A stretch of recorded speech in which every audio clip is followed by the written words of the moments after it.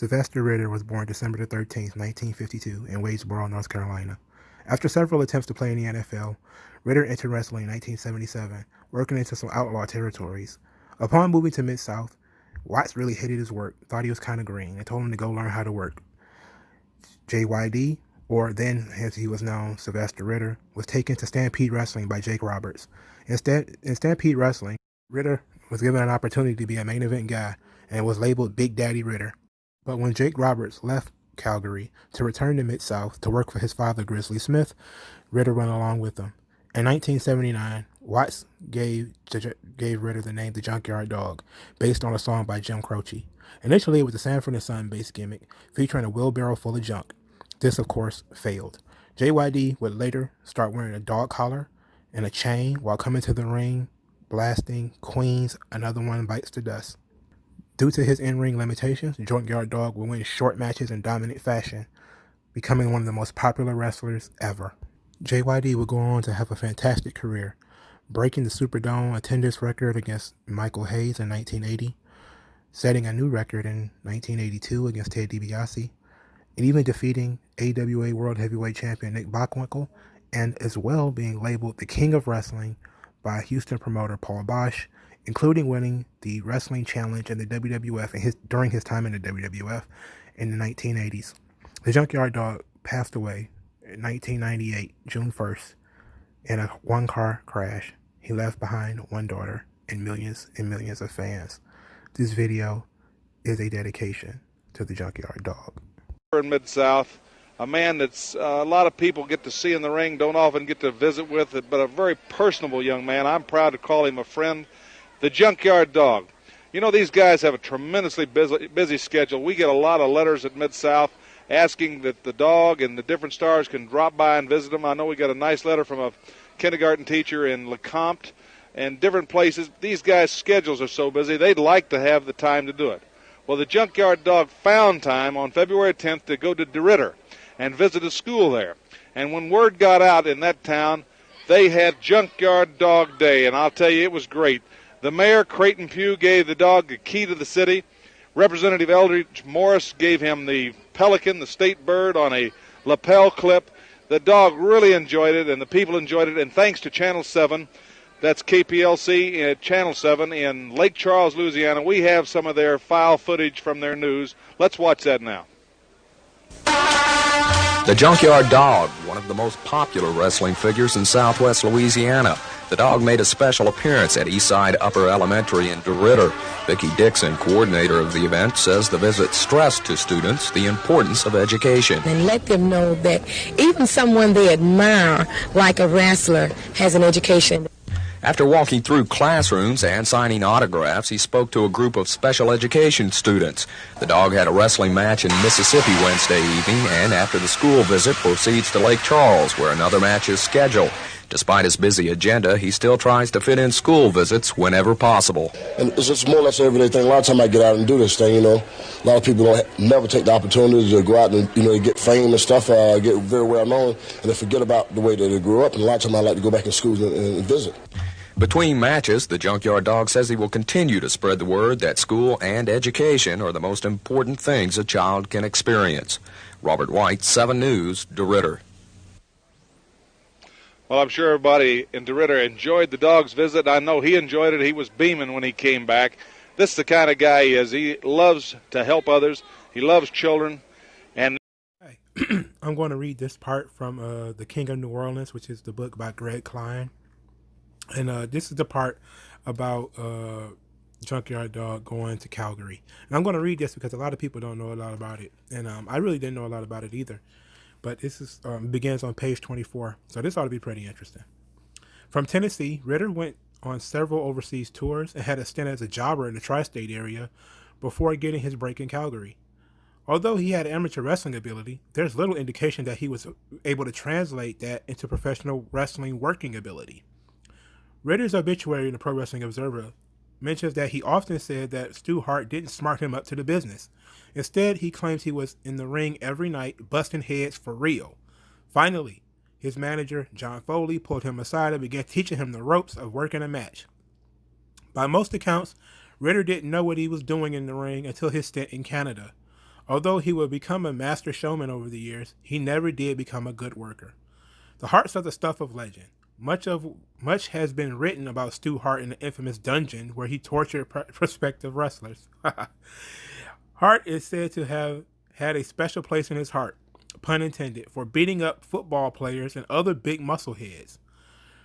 While it might follow that Sylvester Ritter got the Stu Hart treatment, there aren't any famous stories about it. Whether it was his charisma, his wit, or his expected big push in Calgary, Ritter seems to have avoided some of the worst Hart had to offer. Or perhaps he was tortured and simply survived it. Certainly, his amateur wrestling ability was a mark in his favor, but his size and football background should have made him a target. Whatever the case, the stories aren't part of the Hart lore. Repackaged as Big Daddy and given a borderline racist gimmick as a black man with a taste for white women, Ritter got a huge push in Calgary. On December 1st, 1978, he won his first singles belt, beating Alo Liliana for the Calgary Stampede version of the North American title. For much of the next year, Ritter was in the mix at the top of the Calgary circuit, married to Jake Roberts. That is to say, he and Roberts were programmed together, first as a tag team, and then as rivals when Robert turned babyface on Ritter. Often, they were mixed in with the Dynamite Kid and Bret Hart, who were also showing great promise in their early careers. According to Bruce Hart, the Calgary crew liked Ritter immediately. They joked about his inexperience, but they saw in him a genuine ability to make money. He also filled a spot. Hart's previous attempts to create a black heel had ended in failure when Kasavubu walked out of the promotion. In the spring of 1979, Ritter lost the North American title to Roberts, only to win it back a month later. During this feud, they had what is now billed as the first ladder match. This ladder match is the one of the few from the era that is preserved and available for viewing. In fact, it's part of the WWE's The Ladder Matches DVD. The Roberts-Ritter affair is what might be called an old-school ladder match. That is, the type of match that existed prior to the reinvention of the genre by Shawn Michaels, Bret Hart, Scott Hall, and others in the 90s. The Calgary ladder match is the one on the DVD from either the 70s, the only one on the DVD from either the 70s or the 80s. It is also billed as the first ladder match ever, although the claim is almost impossible to prove. Like most ladder matches of the era, it's not a high spot classic. It may not even hold up for today's viewers because there are so few big bumps or innovative moves. Instead, the wrestlers tentatively climb the ladder in an attempt to grab the title and win the championship, only to be gingerly and repeatedly pulled back down. It isn't the match, in context, would have been a poor draw or disappointment, but simply that it pales in comparison to the daredevil standard set by modern ladder matches. In any event, Ritter won and retained his title, oddly enough by ducking a punch from Roberts while Roberts was outside on the ring apron. After he missed, Roberts sold it as if he had been hit with a foreign object. Perhaps that was the intended finish, and fell to the concrete, even though Ritter never touched him. Ritter then climbed the ladder, retrieved the belt, and won the match. Not long after the encounter, both Roberts and Ritter left for Louisiana. Ritter dropped the North American title to Larry Lane on August 11, 1979 in Edmonton, and both men were on to greener and no doubt in the late summer hotter pastures of the newly formed Mid-South Wrestling. This article is from 2014. Jean Guillot at the Times-Picayune, Mid-South Wrestling, Junkyard Dog left an indelible mark on New Orleans. We're going to read this article because it tells a pretty truncated history of the Junkyard Dog in New Orleans and how popular he was through his contemporaries who were still alive at the time. The biggest star in the history of New Orleans wrestling was undoubtedly the Junkyard Dog. Born Sylvester Ritter, JYD played football at Fayette State University before becoming a professional wrestler. When Watts took over the territory, he was determined to build an African-American wrestling star, which no promotion had at the time. Grizzly Smith, a former wrestler who assisted Watts, informed Watts about JYD, who was working in Calgary, Canada. In the 1970s, Watts said promoters never booked a black wrestler against a white wrestler. He went against the grain. "I hate racists," Watts said, and it was a changing era. To condemn a person because of race just didn't make sense to me. I was proud to change the culture of wrestling. The Junkyard Dog had a natural charisma, and the fans of Mid-South, especially in New Orleans, immediately flocked to him. In fact, the municipal auditorium became known as the Dog's Yard. The thing that stood out about Dog is that he had more charisma and radiated more than just about anybody I've ever seen, said Ross, who said Watts took a lot of heat from his fellow promoters for making African American his top star. And he appealed to all ethnicities, male and female, adults and children. Everybody gravitated to the Dog because he had an effervescent personality, said Rhodes. Dog was something else. He had a flamboyance about him that was just amazing to watch. He had his common man theme, and they thought he was one of them. They believed they could take him home that night and sit at the table and eat with him. By no means was J.I.D. the best wrestler in the business or even in the territory. When he first arrived in Mid-South, he was really green. But he eventually developed a solid skill set. His finisher was a running power slam he called the Thump, and Thump was written on the back of his trunks. It was the most memorable move when he got all fours and like a dog and drove his head into his opponent's head. What mattered most of all, though, was that charisma. When the villainous Freebirds blinded JYD with hair cream and prevented him from seeing the birth of his daughter, fans rallied around JYD. On August 8, 1980, 31,000 fans showed up to cheer JYD against the Freebirds leader, Michael Hayes, in a steel cage dog collar match, which JYD won. It drew like crazy, Ross said. It was a great good versus evil. Everything you want in a storyline. Odds against the hero, people joined in the cause. It was a fantastic storyline. It set the territory on fire. It was red hot. On that same card, a little-known Hulk Hogan, a heel at the time, went to a double countout with Andre the Giant. Less than 7 years later, the two had the biggest match in wrestling history at WrestleMania 3. The two fought all over the country in 1980, but Hogan said he had a tough time that night. I didn't fare too well in that one, Hogan said.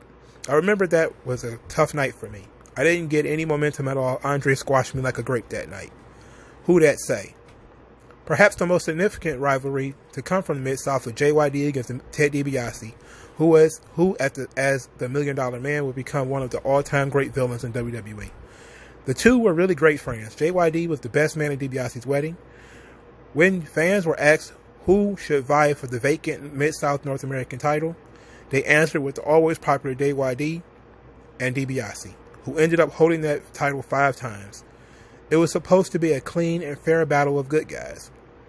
But during the match, DiBiase had been wearing a glove to protect the previously injured arm, loaded the glove, and knocked JYD out cold for the title victory. It was a shocking turn and energized the fans as they yearned for JYD to gain revenge. When I turned on my best friend, it was one of the hottest things that ever done in Mid-South, DiBiase said. I hit him with one punch, and he just falls like a brick. I became an instant villain. DiBiase, who credited Watts for designing the long-term angle, said the first match he had with JYD after that was special. He loaded his glove again and cheated to win, but it was the fans' reaction that told him the feud was exploding. The first time we wrestled in New Orleans, the auditorium was packed, DiBiase said. I told Grizzly Smith, I'm not driving my car down there because if I do, when I walk out, it'll be on blocks after the match. Grizzly is disgusted. I said, what's wrong? He says, they slipped my tires.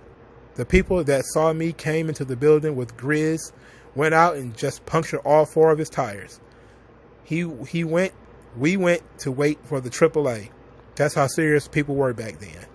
DiBiase said JYD carved a unique place in New Orleans culture in the 1980s. JYD was so popular, he said, they did a survey and the favorite athlete in the city was Junkyard Dog. The famous New Orleans chant, "Who Dat?" Well, the first time I heard "Who Dat" was when I was standing across the ring in the auditorium after we shot this angle, and JYD and I are going to have our first match. And then I got in the ring. The crowd stood to his feet and started chanting, "Who Dat? Who Dat? Who Dat say they gonna beat that dog? Who Dat?" After JYD was forced to leave the territory, he returned wearing a mask and went by Stagger Lee. And on November 25th, 1982, Lee got his revenge by defeating DiBiase to win the Mid-South North American Championship at the Superdome. The excitement of that night and to be in front of the crowd that size and have a match of that magnitude is memorable, DiBiase said. Those are days I'll never forget. I'm excited they chose New Orleans for WrestleMania 30 because it's always been a tremendous wrestling town. The Junkyard Dog left Mid-South for the WWF in 1984 and was inducted to the WWE Hall of Fame in 2004. He was killed in a single-car accident in June 1998. This article is going to be by Jules Bentley in Anti-Gravity magazine from July 2012. It's called Lost Dog, The Search for a Forgotten New Orleans Superhero. It is a it's a companion piece to the book that came out around the same time on the Junkyard Dog. We're going to read this article. We're not going to read the interview with the author, but we're going to read the article, and I think it's a pretty good summary of how people in New Orleans felt about the Junkyard Dog. So, here we go. On a recent Friday night in the Harahan County Community Center, the master of ceremonies had the capacity crowd's attention. This here, he promised, this tonight is going to be some old school professional wrestling. All of us cheered. Some of us, you may remember, folks my age, a little bit younger, this kind of old school wrestling New Orleans was famous for. I'm talking about a certain Bill Watts. I'm talking about the Junkyard Dog. Some jumped to their feet, howling in approval. Junkyard Dog, they shouted. Most just clapped politely. When I spoke to people outside during the show's intermission, no one younger than 40 had much to say about the Junkyard Dog. Of the younger attendees, a few knew he was from here, but to the majority, he was just another name, a minor figure from the distant days of Hulk Hogan. 30 years ago, Junkyard Dog was a New Orleans demigod. In the 1981-1982 academic year, the New Orleans school system asked students which local sports star they liked to meet. It was the heyday of Archie Manning's reign as the Saints quarterback. Basketball legend Pistol Pete Maravich had just retired from a Hall of Fame career, centered on a still unbroken division scoring record at LSU and 5 years leading the New Orleans Jazz. Both these giants received many votes, but New Orleans school kids overwhelmingly wanted to meet the Junkyard Dog. The Junkyard Dog was unstoppable. Title-holding winner in a sport, quote-unquote, where a black man wearing the championship had been unheard of. He's New Orleans' greatest wrestling star, beyond any question. During his 5-year run in Mid-South Wrestling's top performer, he captured the imagination and enthusiasm of South Louisiana to a degree professional wrestling never had before and never had since. Everywhere he went, not only regionally but nationwide, he out-earned everyone. The downtown municipal auditorium, where thousands regularly gathered to see him handily dispatch his rivals, was nicknamed, quote-unquote, the Dog's Yard. There, and in the Superdome, where he drew crowds of over 20,000 fans, his fans chanted, "Who dat? Who dat said he gonna beat that dog?" Years before the "Who dat" chant caught on at the Saints games. Today, the Junkyard Dog is largely forgotten. In a new book, The King of New Orleans, How the Junkyard Dog Became Professional Wrestling's First Black Superhero, writer Klein seeks to rekindle appreciation for this unlikely trailblazer by telling the true story behind Junkyard Dog's awesome achievements and eventual tragic end. This story of Sylvester Ritter, a small-town boy who grew up to be a taboo-busting, body-slamming folk hero, an unparalleled and unprecedented figure, thrilling record-breaking audiences across the South. Klein's book follows Ritter from his early days in North Carolina, where his athletic ability and charm distinguished him from early childhood. Ritter was a winner, but his teenage success on the football field earned him heat with white locals who didn't like to see a person of color on the high school team. His coach stuck by him, however, because Ritter's talents made keeping him on the field worth the risks. A similar story would unfold on a much larger stage here in New Orleans. Bill Watts, the white promoter who held a monopoly on pro wrestling across Louisiana and much of the South, was more interested in the money Ritter could make him in what his racist colleagues might think of it. Bill Watts wasn't a civil rights advocate as such, but he was an entrepreneur who figured out he could sell tickets to people of color if he made a black man the top wrestler. To most in the secretive fraternity of promoters who booked pro wrestling matches and arranged their outcomes, a black wrestling star was unthinkable. People of color were employed only sparingly as exotic special attractions, as savages, madmen, or clowns. An African American couldn't be the tentpole hero of an entire wrestling territory. The Junkyard Dog proved them wrong. His charisma, the mystical it factor only a few possessed, earned him a following that grew each month. His matches were short because he wasn't a technically skilled performer, and he won them all. The real secret, Watts says, was not letting a white man save him. I put JYD in situations that were fucking impossible, and he always saved himself. And guess what? Everyone loved him for it. He was a black man who was his own man. Throughout his career, the Junkyard Dog navigated a tricky racial terrain. His African-American fan base made him a star. But once he got big enough, his audience and supporters diversified. When Ritter teamed with white wrestler Dick Murdoch, known as Captain Redneck, the combination was billed by promoters as a step forward for regional race relations. It may have been, if ticket sales are any indication. Both men were already popular, Ritter predominantly with African Americans and Murdoch with working class whites. But their run as a tag team elevated them further and helped to broaden the Junkyard Dog's appeal. Watching tapes of Ritter's matches from that era, Klein writes of being struck by the unusual sight of older white ladies and young black men sitting next to one another and cheering in unison, a rare demographic combination in any other venue. Ritter's Junkyard Dog persona was populist and relatable. He had cuddly good looks and a big bearish body. In the civil rights era, his was a relatively unthreatening version of black masculinity. This is, after all, a man who wore a dog collar and chained to the ring. Often these dynamics of race and identity played out in complex ways, as in the Junkyard Dog's feud with Butch Reed, a younger black wrestler whom he publicly mentored. Reed horrified fans by turning against Junkyard Dog, denouncing him to the crowd as a sellout, invoking the painful and fraught concept of the house slave. Their feuds, escalating in the lead-up to a Superdome match, served as proxy for multiple overlapping racial and generational points of tension.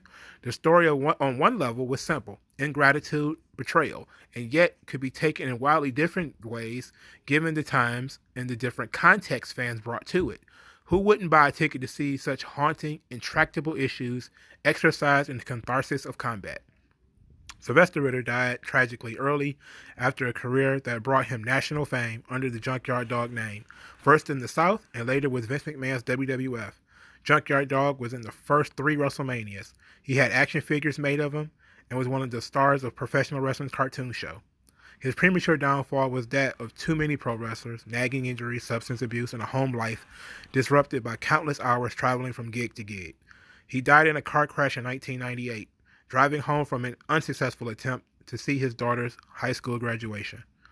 The King of New Orleans not only tells Ritter's story, but ties it to larger stories of the time, exploring a racial history of New Orleans and touching on subjects as desperate as the White League Monument and the 1985 oil bust. We even catch a humorous indirect glimpse of then-Governor Edwin Edwards. It cost promoter Bill Watts $300,000 a year in payoffs to maintain his corner on the Louisiana wrestling market, and a good portion of the endless licensing fees, state-arranged patronage checks, and sundry surcharges which went directly into the Edwards re-election campaign. It's hard to overstate the passion Junkyard Dog inspired. In perhaps his most famous feud, he battled the Freebirds, a villainous trio of Skinner-inspired outlaws. They couldn't beat Junkyard Dog in the ring, so their head honcho used a special hair cream to blind him. Ritter went on television and tearfully informed his fans that due to losing his sight, he'd no longer be able to wrestle. He'd have to find some other way to make a living as a blind man. And worst of all, he'd never be able to see the face of his newborn daughter. This wasn't true, of course. His supposed blindness was just an angle set up the Junkyard Dog for another miraculous comeback. But after the television interview, envelopes of money addressed to Junkyard Dog began trickling into Watts' office. At first, it was just a few, but more and more arrived each day. Some held only a couple of crumpled dollar bills. Some contained $20 or more, all spontaneously sent by sympathetic fans who wanted to help out their fallen hero on hard times. Indirectly, the Junkyard Dog also helped build more black champions. Other promoters began elevating people of color, trying to imitate the success Watts and Ritter experienced. Long after Junkyard Dog had faded from the spotlight, Bill Watts was still trying to recapture the magic. During his brief 1982 tenure as booker for Ted Turner's WCW, Watts put that company's historic World Heavyweight Championship on a black man for the first time, breaking another color barrier in an attempt to recreate the triumph of the Junkyard Dog. So, that's it. And I think this is a pretty good article. I think it was awesome. You know, it was a little non-linear, but I really liked it. You know, I really should say something about this $300,000 a year payoffs. The idea that this is a regulatory thing, no doubt. They probably said, oh yeah, if you want to be able to run Louisiana without competition, you should have to pay me off. You know, fucking politicians. But this is awesome. In the book, I read the first couple of chapters on the book online. It's actually very good. So if you're interested in reading more about the Junkyard Dog, pick up Klein's book. I'll put a link in the description. Junkyard Dog's death rocks sport. This is an article from the Clarion Ledger written around the time the Junkyard Dog passed away. It reads, popular wrestler Sylvester Ritter dies in car crash near Forest. Sylvester Ritter had no doubts he would be watching his youngest daughter's high school graduation the last weekend in May. He said, I don't care if it's the last thing I do. I am going to see that graduation, said Guy Walters, owner of International Wrestling Federation in Yazoo City. Ritter, a wrestler better known as the Junkyard Dog, was killed Tuesday in a one-car crash 9 miles east of Forest. He was driving to Yazoo City from Wadesboro, North Carolina, where the graduation was held. 24 hours a day, 7 days a week, he was the Junkyard Dog, said wrestler Playboy Mike Rhodes. He was full of life. We figured Junkyard Dog would always be there. It rocked everybody's world. Ritter apparently lost control of his vehicle and flipped on I-20, said Cal Adams, spokesman of Mississippi Highway Safety Patrol.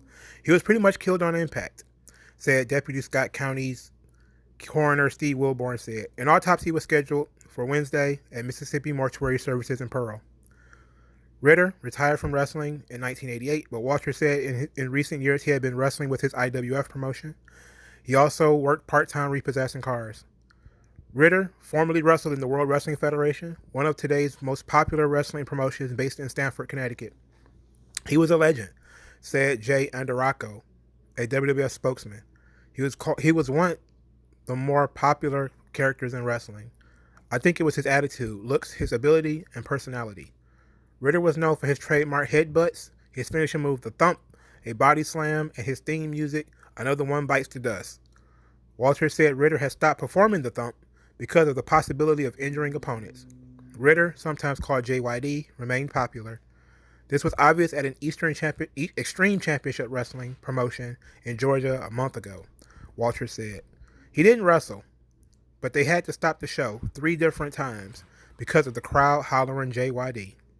Ritter's funeral is scheduled for Saturday in North Carolina.